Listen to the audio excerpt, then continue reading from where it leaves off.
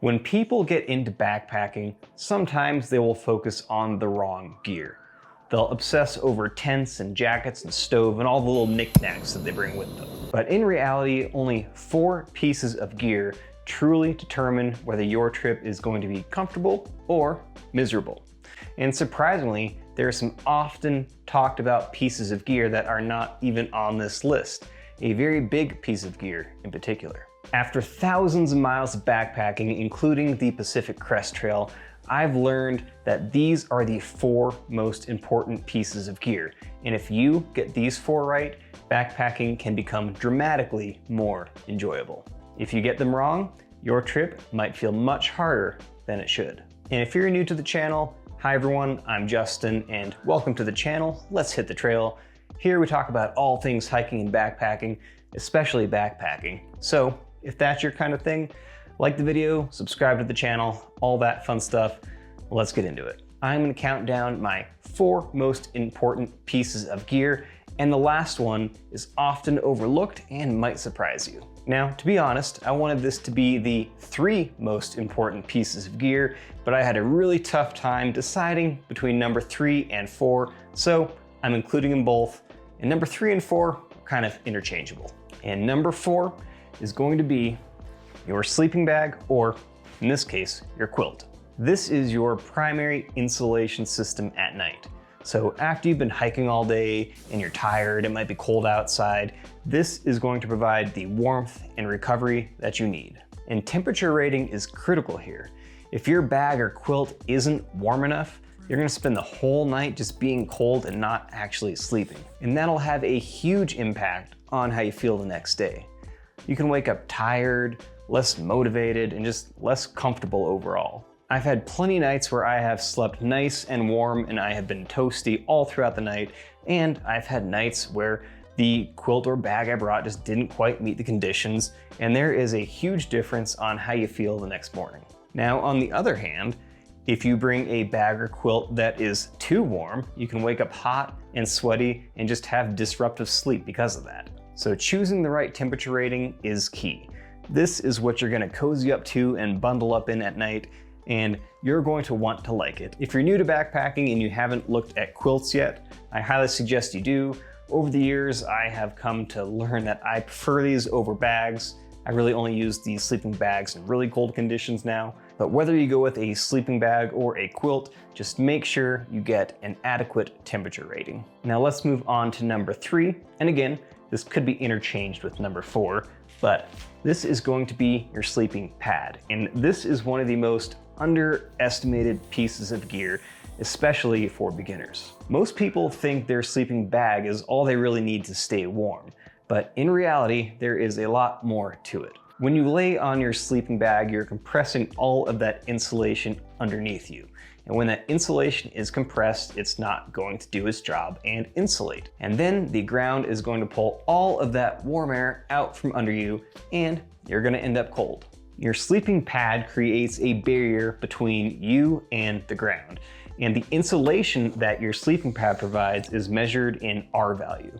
Higher R value means more insulation, more warmth, and this matters much more than people think. I have absolutely slept on sleeping pads in the past that just weren't warm enough. And even if you have a very nice, very warm bag, if you have a bad sleeping pad, you can still end up cold. But of course, warmth is only part of the equation. Comfort is the other big factor here. When you're backpacking, recovery happens when you're sleeping. So the more comfortable you are, the less you're tossing and turning, and just the better sleep you get, then the better you're gonna recover and the more energy you're going to have out on the trail. A good sleeping pad in combination with a good bag or quilt will make a world of difference in your backpacking, I promise you.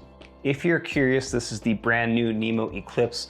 I just did a full review comparing this to the NEMO Tensor. I'll leave a card for that up here somewhere and put it at the end of this video, but make sure you get yourself a good sleeping pad. And by the way, I will leave links to my favorite pieces of gear that I actually use at the bottom of this video. Now let's move on to the second most important piece of gear that you bring backpacking, and that is your backpack. This is the piece of gear that you carry every single step of the trail, and small differences in comfort become very noticeable over time. Unless you're carrying a super ultralight backpack without a hip belt, most backpacks should function by transferring weight from your shoulders to your hips, which carry weight much easier.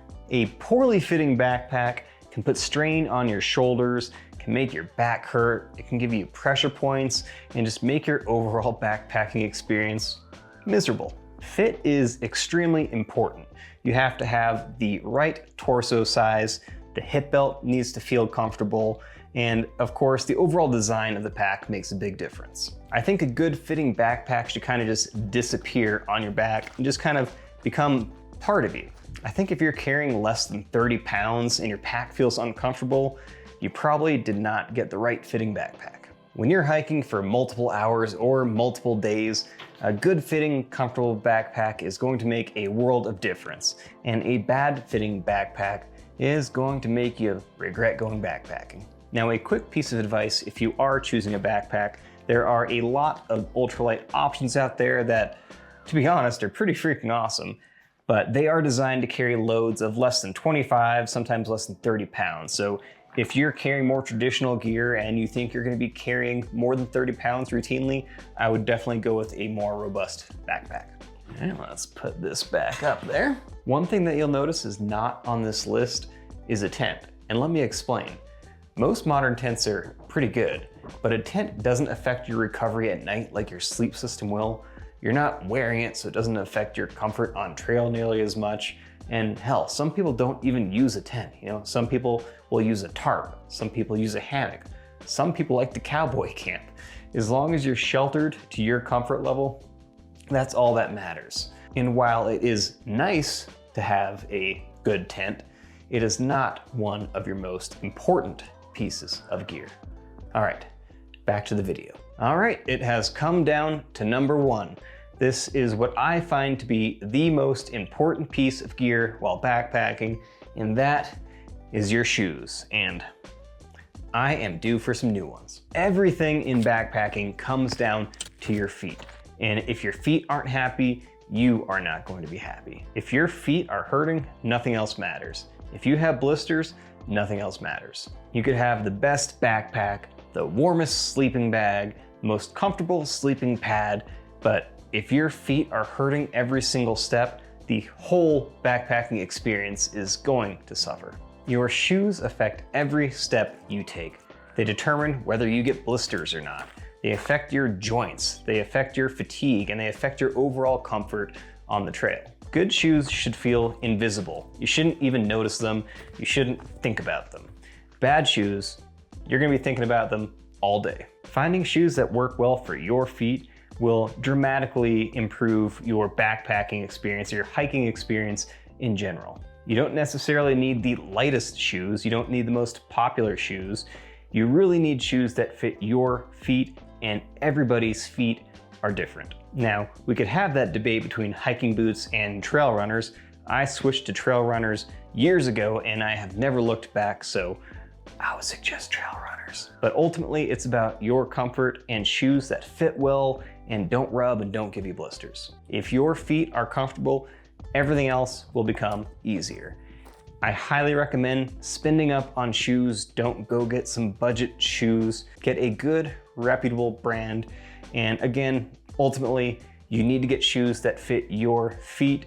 Ignore everybody else's. So we have your sleeping bag or quilt, sleeping pad, backpack, and your shoes.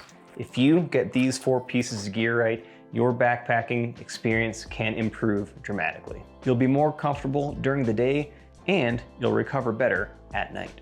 In the next week or two, I will be releasing a video covering my full 2026 3-season backpacking gear list. So keep your eyes peeled for that, as I will walk you through everything that I bring out backpacking. And I am curious, what is the piece of gear that has made the biggest difference for you? Let me know in the comments. I'd love to hear from you. And again, if you would like to see a video of the NEMO Eclipse versus the NEMO Tensor, there'll be a link around here somewhere for that. But that is going to do it for now. Thank you so much for watching. If you enjoyed this video, please like the video, subscribe to the channel, and until next time, I'll see you out on the trail. Cheers.